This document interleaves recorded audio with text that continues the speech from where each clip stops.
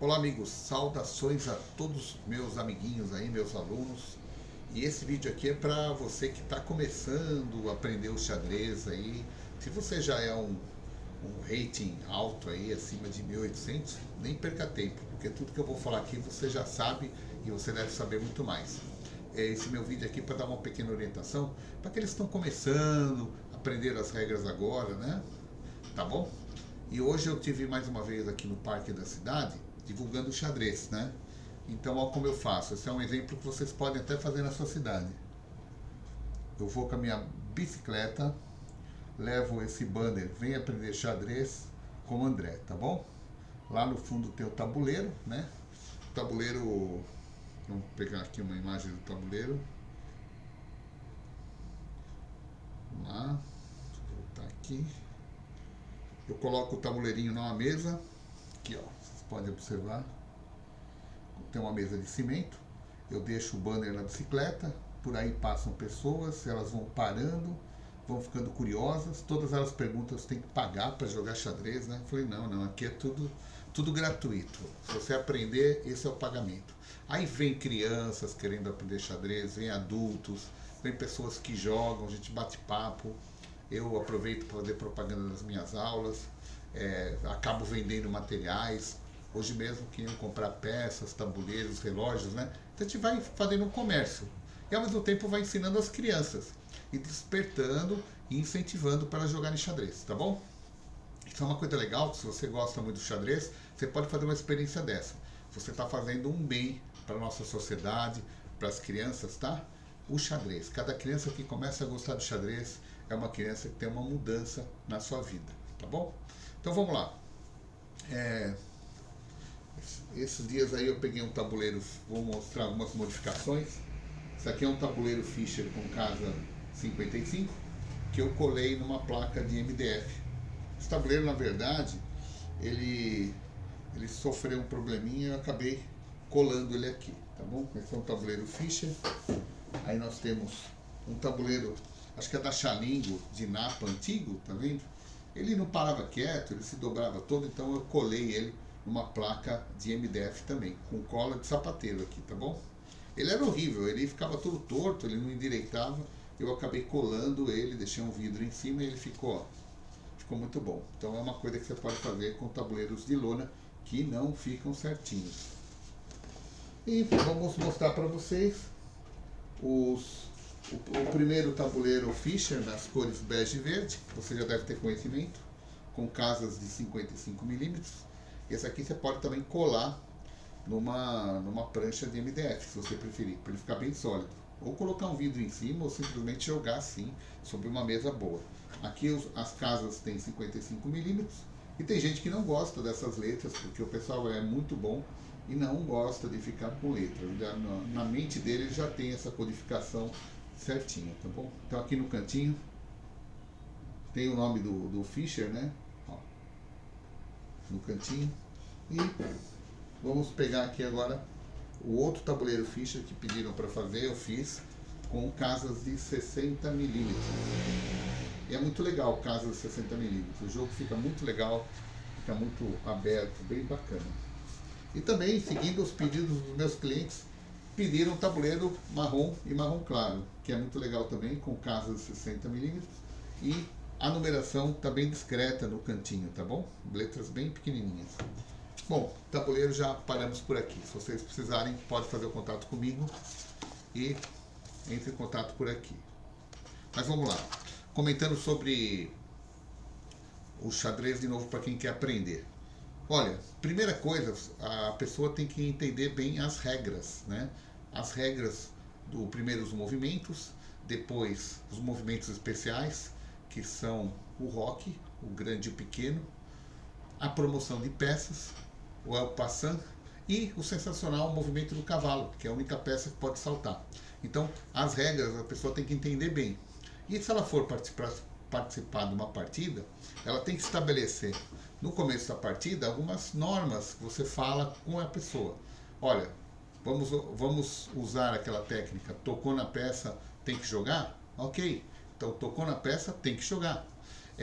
Propõe se a pessoa quer usar o relógio, né? Porque se você deixa uma partida sem relógio, ela fica desagradável. O cara demora 15 minutos para responder uma jogada. No fim, uma partida que não tem nenhum conteúdo demora 1 hora. E praticamente os dois perderam tempo, né? Então você tem que estabelecer, porque você joga uma partida de xadrez não é para saber quem é mais inteligente. É para você testar os seus conhecimentos diante daquela pessoa. Então não tem coerência você perder 1 hora numa partida. Dois babacas jogando uma partida de 1 hora, esses dois babacas nunca mais vão jogar xadrez. Então, se é para jogar assim, joga rápido, já faz uma brincadeira, já testa para ver se você tem um conhecimento de abertura, como que são as trocas, já faz o sacrifício para ver se você consegue destruir a defesa, né? Então, não tem cabimento você demorar muito numa partida de xadrez, somente quando você está começando. Começa a jogar rápido mesmo. O melhor amigo que você tem é o relógio. Determina lá 5 minutos para cada lado, já está um bom tempo para começar a brincar. 3 minutos, 1 minuto se você acha que você é muito rápido, que você quer fazer de uma loteria do jogo. Então, o relógio pode ser digital, analógico. O relógio é fundamental para aumentar o interesse das pessoas pelo xadrez e para quem assistir fica emocionante, tá bom? Então não se esqueça, você está começando no xadrez, tem um tabuleiro legal, peças razoáveis e um relógio. Qualquer relógio que você comprar de xadrez vai ser ótimo para você gerar mais entusiasmo, tá bom? Hoje eu estava lá no parque, vieram umas 3, 4 famílias, vieram no total umas 8 meninas querer jogar xadrez, aprender, uns 2, 3 garotos, e na hora que chegou uma família lá, estava jogando com um rapaz, nós fomos fazer uma demonstração de partida rápida, colocamos lá 3 minutos para cada lado, né?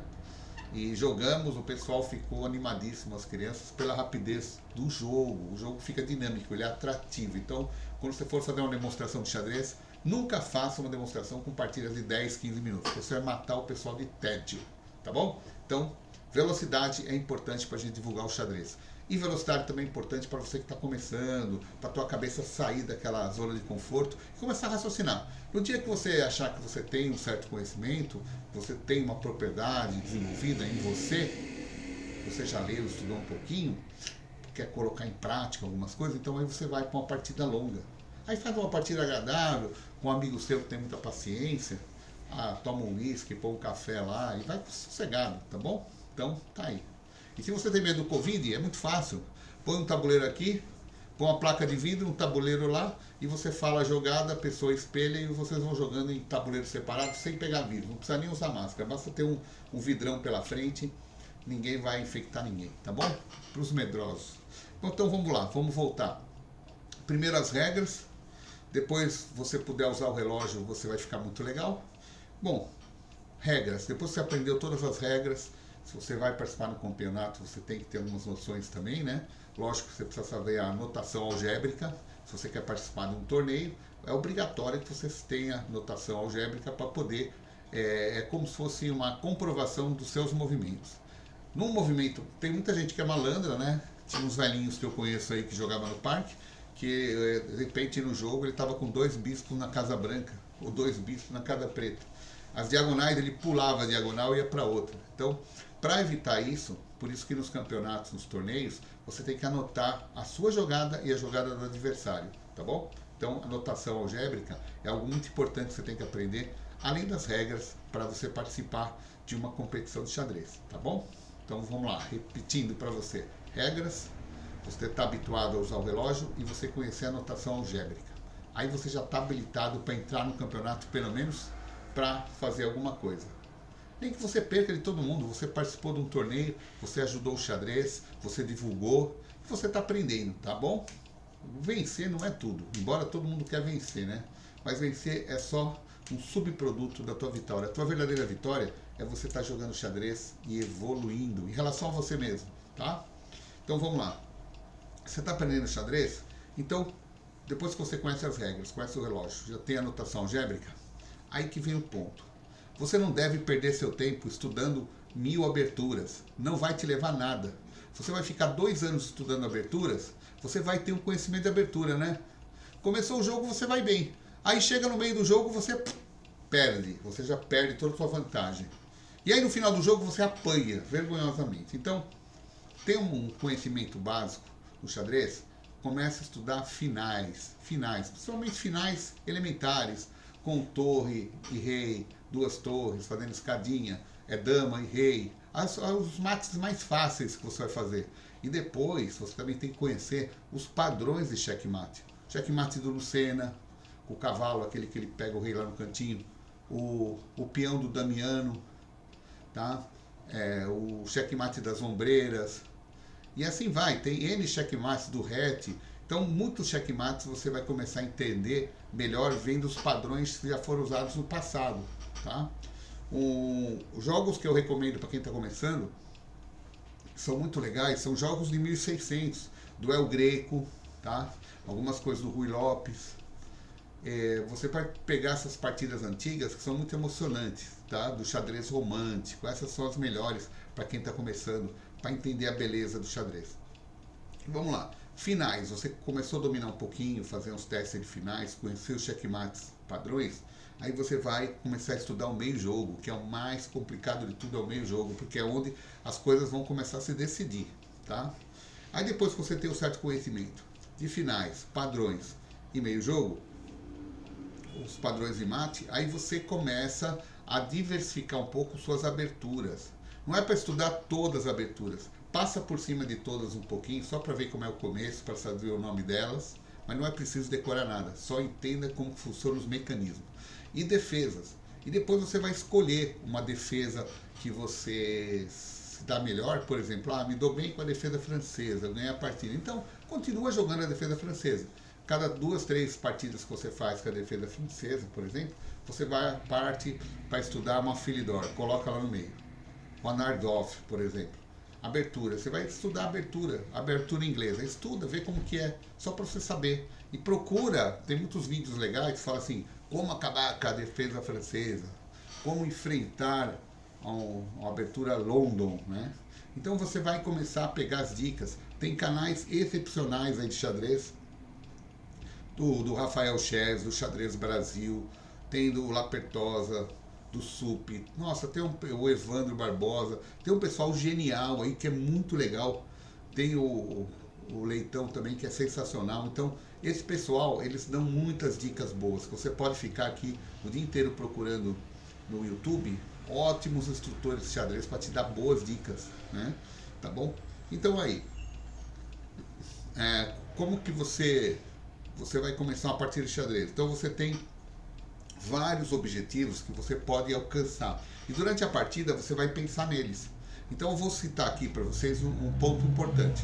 O primeiro ponto que você nunca pode desprezar antes de mexer uma peça é olhar se há a possibilidade de você dar um checkmate no adversário. As casas vulneráveis do rei, como você pode chegar até lá, se você já tem um bispo apontado para uma casa vulnerável, se você tem uma situação de debilidade que você observou. Então, primeira coisa, dá para dar um mate em 1 ou 2 movimentos que eu vou fazer? Pensa nisso, porque às vezes no decorrer de uma partida isso acontece e você não percebe. E você fica lá perdendo tempo no outro lado para comer um peão, quando você podia dar um checkmate no adversário. Então, primeira coisa, objetivo, raciocina. É possível dar um mate? Tem uma possibilidade? Se você achar um caminho, investe nisso, tá? Então vamos lá. Segundo, se você não achou nenhuma possibilidade de nenhum mate, você tem que pensar que as suas peças precisam se desenvolver. Quando você desenvolve peças, você dá potenciais às peças. Por exemplo, um cavalo no meio do tabuleiro, ele atinge 8 posições. Uma dama no meio do tabuleiro, é muito arriscado, mas ela fica com mais de 8 posições de ataque, né?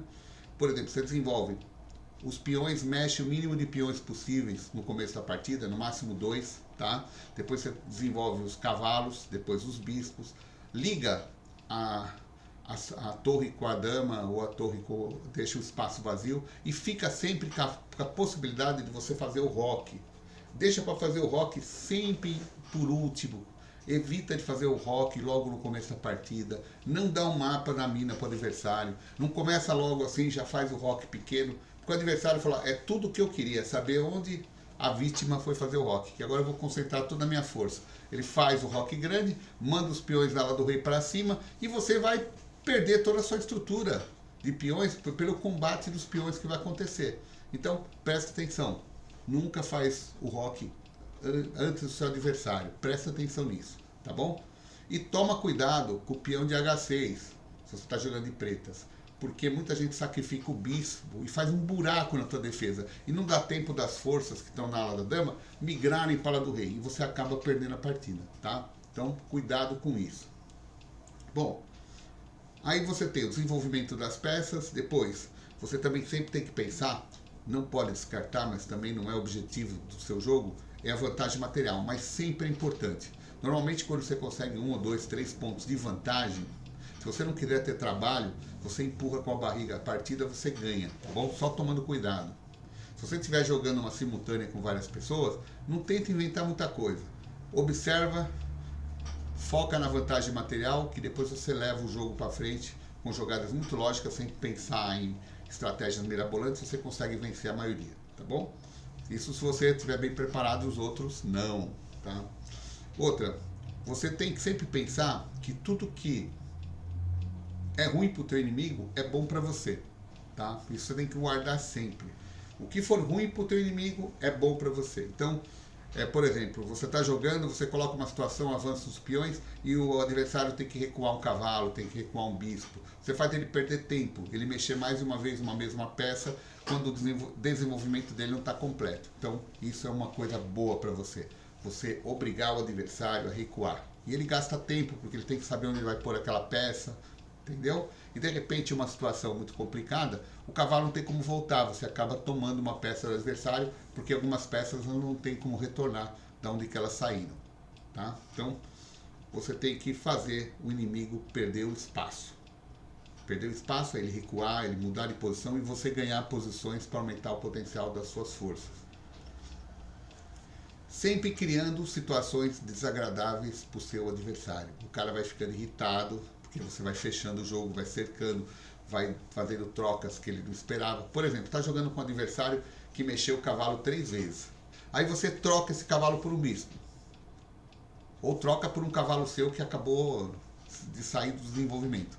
Ele perdeu 3 jogadas, porque aquele cavalo que ele mexeu para lá e para cá acabou sendo trocado por um cavalo. Ele teve 3 movimentos, você teve 1. Você levou a vantagem de 2 movimentos.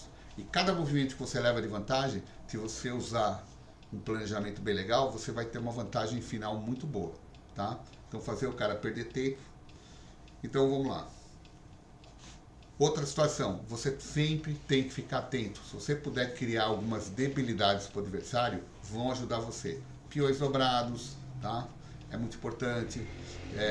Você pode criar um peão isolado, você pode destruir uma cadeia, uma estrutura de peões. Então, sempre que você prejudicar o adversário, criando uma debilidade, é importantíssimo. Ah, o cara não fez o rock. Joga o bispo lá, não deixa ele fazer o rock pequeno. Já corta na diagonal, no espaço que ele ia fazer o rock. Então, você sempre pode prejudicar o seu adversário. E antes de você fazer uma jogada que você acha que é boa, você sempre pensa, tem algo que eu posso fazer de pior para ele ainda?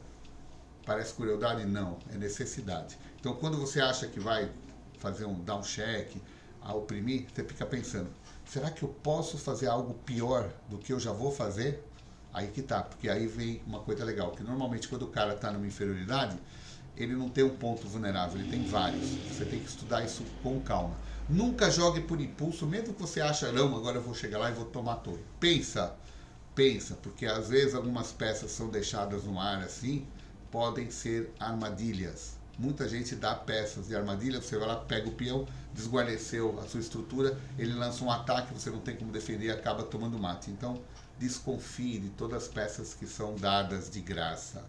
Embora o pessoal tenha distração, mas se preocupe. Principalmente quando o jogador é fera. Não acredite nessa, tá? Vamos lá. Estrutura de peões é muito importante.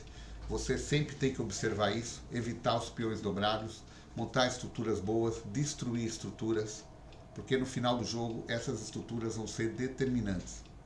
E tipo um peão conjugado, você tem um peãozinho junto com o outro que está descendo, é duro segurar. O rei mesmo não segura, tá? Então se o rei pegar o peão de trás, o da frente sai correndo, o rei não pega mais. Então cuidado com a estrutura de peões.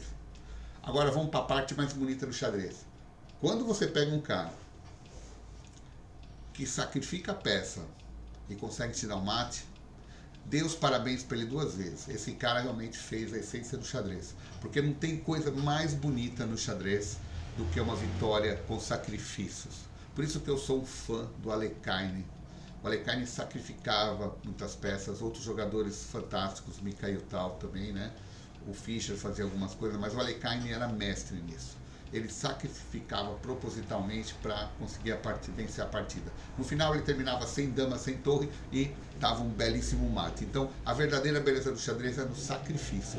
Então pensa às vezes, dependendo da partida, se não vale a pena você matar lá o peão de H6, o bispo, fazer um buraco na defesa, socar, mandar os cavalos para cima, colocar a torre à frente dos peões, entrar com a dama. Então você tem que pensar assim, o sacrifício, se você for rápido depois que você faz o sacrifício, por exemplo numa ala do rei, você vai levar vantagem. O adversário vai perder um tempão danado e provavelmente ele pode até perder o jogo. Então, deslocamento de forças, você tem duas alas no jogo, tem a ala da dama e a ala do rei.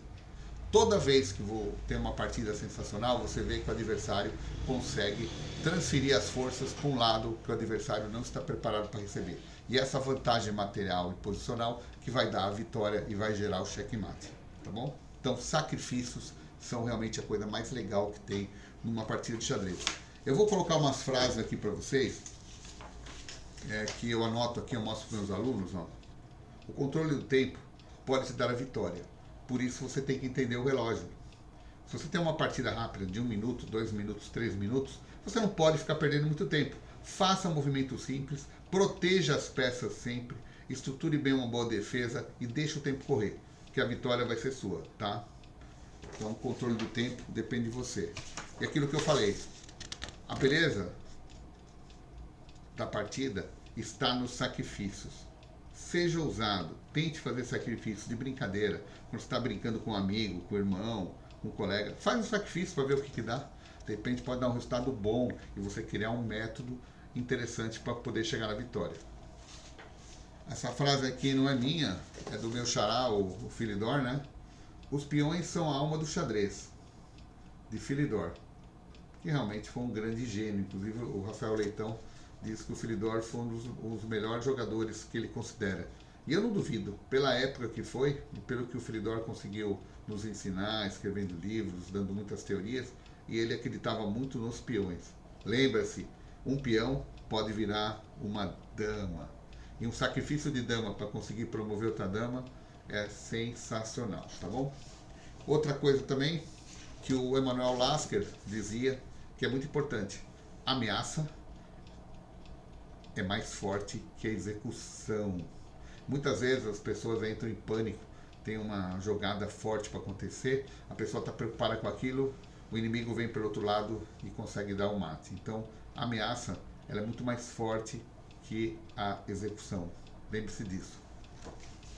E essa aqui é do meu amigo John Barroso. Só as mentes curiosas aprendem. Então, a gente tem que estimular a curiosidade das crianças. Outro, esse aqui é uma coisa que eu acho legal. O Erwin Rommel, um general alemão na Segunda Guerra, dizia para os seus homens, suem para não sangrarem, tá bom? Não quer dizer, você tem esforço para você sofrer menos depois no combate. Então, se você estudar mais, você vai sofrer menos na partida. Também eu falo para as crianças isso. E vamos lá. E essa é do Aron Minzovitz, né? O peão passado é um criminoso muito perigoso. Precisa ser capturado a todo custo, tá bom? Então, o peão passado é um problema. Cuidado com o peão passado. Ele pode te dar uma surpresa aí lá que você vai perder o jogo, tá? Então, são essas dicas que eu dou para vocês que estão começando para poder observar, né? Tenha humildade, pergunte, converse, não seja orgulhoso. Ninguém tem obrigação de vencer todo mundo, isso aí é para os grandes mestres, para os profissionais. Nós estamos só brincando, queremos tirar um lazer com o xadrez, se divertir, brincar, incentivar as crianças. Então brinque, seja respeitoso, né? Outro dia a menininha pequenininha numa casa lá, estudou no YouTube, chegou lá, bateu no irmão dela, de 20 e poucos anos, bateu no outro irmão, no xadrez, porque aprendeu a fazer um sacrifício legal com a dama. E todo mundo caiu na armadilha dela. Então, tá aí. Vamos para brincadeira, vamos aumentar o conhecimento. E hoje as crianças estão precisando muito disso, tá bom? E aí, se vocês precisarem de materiais de xadrez, eu tenho peças rebaixadas da Jenny, que eu faço customização. Tenho peças originais também. e tem o relógio da DN e tem o tabuleiros modelo Fischer. Se alguém quiser fazer contato comigo. Aí agora eu tive que abrir uma exceção, estou fazendo aula delivery. As mães contratam, eu vou na casa e ensino xadrez para a criança na casa dela, tá bom? Aí fica mais legal também. E eu quero agradecer muito aqui a todas as informações que o professor Mário Vaz me passou, tá? Que os meus alunos indiretamente também me ajudam, porque me motivam a estudar, pesquisar, para poder dar as informações para eles. Então fica o agradecimento a todos e a vocês também que eventualmente assistem aqui algumas informações que eu passo do xadrez. Tá bom? Sucesso para todo mundo e vamos que vamos. Hoje eu estou muito feliz porque eu ensinei lá umas três crianças a jogarem basicamente o comecinho do xadrez. E fiquei muito surpreso porque eu vi o brilho nos olhos deles e vi que eles têm potencial também. Toda criança tem potencial, na verdade. Depende do incentivo e dos materiais que ela tem acesso. Vamos tirar a criançada do videogame, do celular, do tablet. Esse envenenamento eletrônico está prejudicando milhões de crianças e os danos vão ser praticamente para toda a vida. Pensa nisso.